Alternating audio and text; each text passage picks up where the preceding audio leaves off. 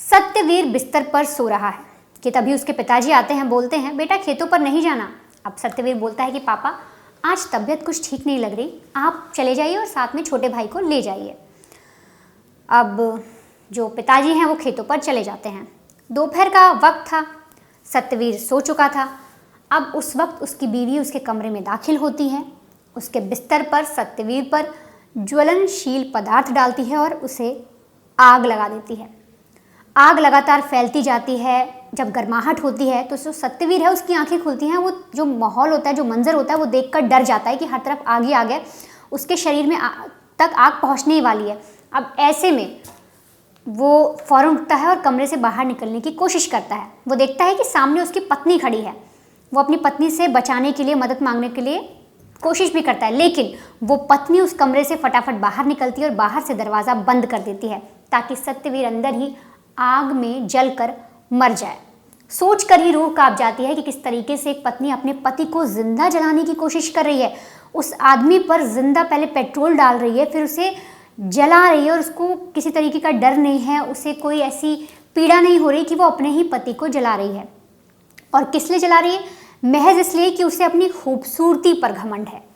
महज इसलिए कि वो इतराती है इस बात पर कि वो बहुत खूबसूरत है और उसका पति सुंदर नहीं है। आप सबसे पहले तस्वीर देखिए। ये जो आप तस्वीर देख रहे हैं ये प्रेमश्री है, सत्यवीर की पत्नी। ये पूरा मामला उत्तर प्रदेश के संभल से सामने आया है और अब इस महिला को, इस औरत को उम्र कैद की सज़ा कोर्ट ने सुनाई है अपने पति की जान लेने के लिए।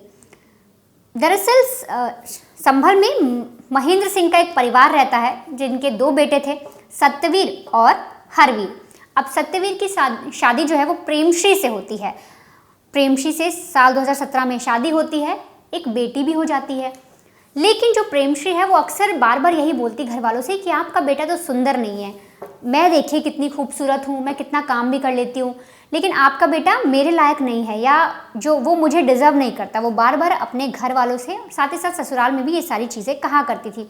और तो और वो लगातार सत्यवीर को नीचा दिखाती थी, बार बार उसके साथ झगड़े लड़ाई भी करती थी और उसका एक ही कहना था और एक ही चीज़ पर वो इतराती थी कि वो खूबसूरत है, लेकिन जो सत्यवीर है वो नहीं है। और साथ ही साथ वो सत्यवीर से ये भी कहती कि तुमसे शादी करके मेरी ज़िंदगी ख़राब हो गई।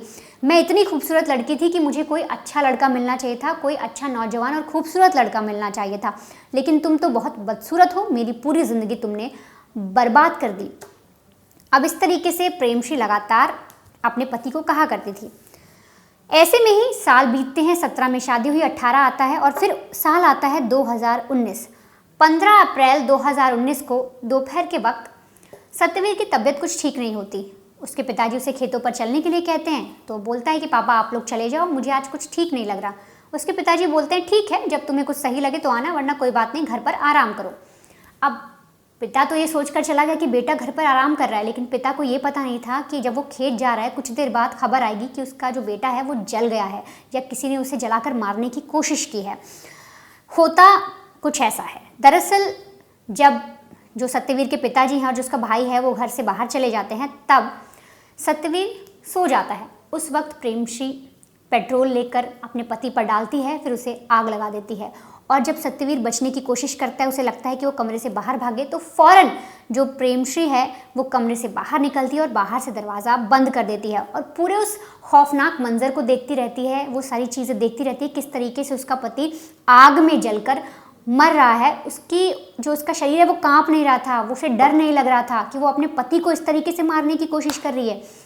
बिल्कुल भी उसके जहन में ये चीज़ नहीं आ रही थी कि कल को उसके साथ क्या होगा, उसकी बेटी का क्या होगा। वो जिस तरीके से कदम उठा रही है, जैसी वारदात को अंजाम दे रही है, प्रेमश्री ये सब कुछ नहीं सोच रही थी। बस उसने अपने पति को आग लगाई और बंद कमरे में छोड़ दिया और बाहर से कुंडी भी बंद कर ली ताकि जो पति है वो बाहर निकल कर बच ना पाए।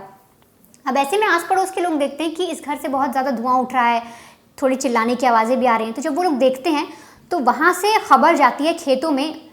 सत्यवीर के भाई को कहा जाता है कि तुम्हारे भाई शायद आग में जल गए, एक बार चल के देखो, तुम्हारे घर में कुछ अनहोनी हो रही है।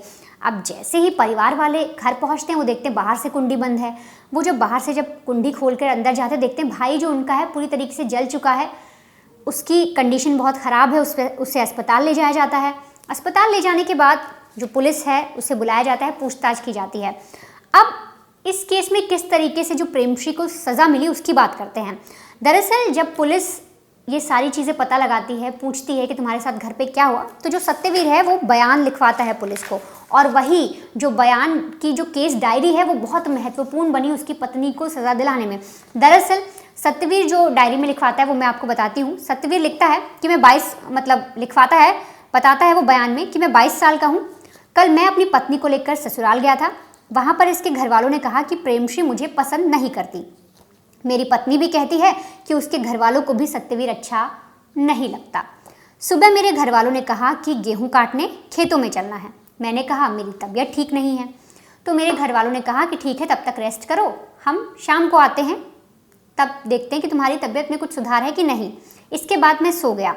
आगे सत्यवीर बयान में लिखवाता है कि उसकी पत्नी ने बाहर से कुंडी लगा ली, मुझे आग लगा दी, मेरे बेड पर पेट्रोल फेंका और फिर मुझे जला दिया और बाहर से कुंडी लगाकर वो भाग गई। आगे सत्यवीर पुलिस को बताता है कि जब काफ़ी तेज़ आग फैल गई तो मैं उठकर भागा। बड़ी देर तक मैंने कोशिश की दरवाज़ा खुल जाए, लेकिन बाहर से दरवाज़ा बंद था। तब तक हमारे पड़ोस में एक हमारे रिश्तेदार रहते हैं, उन्होंने देखा, वो वहाँ तक आए, उन्होंने मुझे कोशिश की बचाने की और फिर वहाँ जाकर मेरे घर वालों को इन्फॉर्म किया खेत में, और तब तक मैं पूरी तरह से जल चुका हूँ, मेरी कंडीशन बहुत बुरी है। और साथ ही साथ उस बयान में जो सत्यवीर है उसने ये भी मेंशन किया कि मेरी पत्नी हमेशा ये बोलती है कि वो बहुत सुंदर है, मैं बहुत काला हूँ, मैं उसके लायक नहीं हूँ, और इसीलिए वो मुझे पसंद नहीं करती और इसीलिए उसने मुझे जलाकर मार डाला। और साथ ही साथ सत्यवीर ने बयान में ये भी लिखवाया कि कई बार ये मुझे धमकी दे चुकी है कि मैं तुम्हें पसंद नहीं करती और मैं तुम्हें जलाकर मार डालूंगी, और आज उसने मुझे जला ही दिया। ये पूरी जो बयान की जो केस डायरी बनी थी, ये पूरा उसमें दर्ज किया गया। काफ़ी टाइम तक जो सत्यवीर है वो जंग लड़ता है ज़िंदगी से, लेकिन वो 90% झुलस गया था उस आग में और फिर उसकी मौत हो जाती है। अब मौत हो जाने के बाद जो ससुराल वाले हैं वो भी आरोप लगाते हैं बहू पर कि उसने हमारे बेटे को मारा है, क्योंकि उस वक्त घर में कोई था नहीं। जो भाई है यानी जो देवर होता है उसका प्रेमश्री का, वो भी बोलता है कि भाभी ने ही भैया को मारा है। लेकिन इसमें प्रेमश्री कुछ चीज़ें अलग कहती है। जब कोर्ट में पूरा मामला जाता है तो प्रेमश्री कहती है कि देखिए, हमारे पास जो घर बार है उसमें संपत्ति है, कुछ ऐसे खेत हैं हमारे पास, हमारे घर भी हैं, ज़मीन पड़ी हुई है, और जो सत्यवीर का भाई है वो हड़पना चाहता है, इसलिए उसने अपने भाई को मार दिया। प्रेमश्री उल्टा आरोप लगा देती है सत्यवीर के भाई पर यानी अपने देवर पर। लेकिन जब कोर्ट में मामला जाता है, दोनों पक्षों को सुना जाता है, प्रेमश्री बार बार कहती है कि इसने अपने भाई को इसने मरवा दिया। लेकिन वहाँ पर जो सवाल पूछे जाते हैं कोर्ट में, वो सारी चीज़ें मैं आपको बताती हूँ किस तरीके से इसको सज़ा मिलती है। प्रेमश्री जब बयान देती है कि सत्यवीर को मैं बचाना चाह रही थी, मैं तो चाह रही थी कि वो बच जाएं, लेकिन इसके भाई ने, जो सत्यवीर का भाई है, उसने आग लगा दी और वो झुलस गए, तो कोर्ट में सवाल उससे किया जाता है कि ठीक है, अगर आप उसे बचाना चाह रही थी तो बचाने वाले के हाथ भी जलते हैं, उसे कहीं ना कहीं आपको भी, आपके हाथों में जलन होनी चाहिए, आपके हाथों में कुछ निशान होने चाहिए, पर ऐसा कुछ नहीं था। जब आप वहाँ पर थी आप बिल्कुल सही खड़ी हुई थी। साथ ही साथ बाहर से कुंडी क्यों बंद थी? क्योंकि जिस वक्त सत्यवीर को जलाया जा रहा था या जिस वक्त सत्यवीर के साथ वो घटना घट रही थी, तब घर में कोई मौजूद नहीं था। जो एक बचाने के लिए अंदर आया था बाहरी रिश्तेदार, उसने भी यही गवाही दी कि उस वक्त कोई नहीं था, उसकी पत्नी थी और बेटी थी, और बेटी बहुत छोटी है, और बाहर से कुंडी बंद थी, पत्नी ने कुंडी तक नहीं खोली। अब जब ये सारे सवाल कोर्ट में किए जाते हैं तो प्रेमश्री इसका जवाब नहीं दे पाती, जिसके बाद जो जज हैं वो कुल 32 पन्नों में पूरे मामले का फैसला सुनाते हैं। वो सारे सबूतों को देखते हुए, पूरी इन्वेस्टिगेशन करने के बाद और न्याय को ध्यान में रखते हुए जो कोर्ट है वो प्रेमश्री को धारा 302 के तहत आजीवन कारावास की सज़ा सुना देती है, और अब इस महिला को अपने पति की हत्या के आरोप में उम्र कैद की सज़ा काटनी होगी। हालांकि इसके बाद भी जो प्रेमश्री है वो बोल रही है कि मैं बहुत गरीब हूँ, मेरी बेटी है, छोटी बेटी है, उसके पालन पोषण के लिए मुझ पर कुछ रियायत बरती जाए। लेकिन ऐसे में कोर्ट का कहना है कि जिस तरह से आपने अमानवीय कृत्य किया है, जिस तरीके से आपने एक जिंदा इंसान को जला दिया, उसको मौत के हवाले कर दिया, ये किसी भी तरीके से माफ़ी के लायक नहीं है, और इसीलिए आपको उम्र कैद की सज़ा काटनी होगी।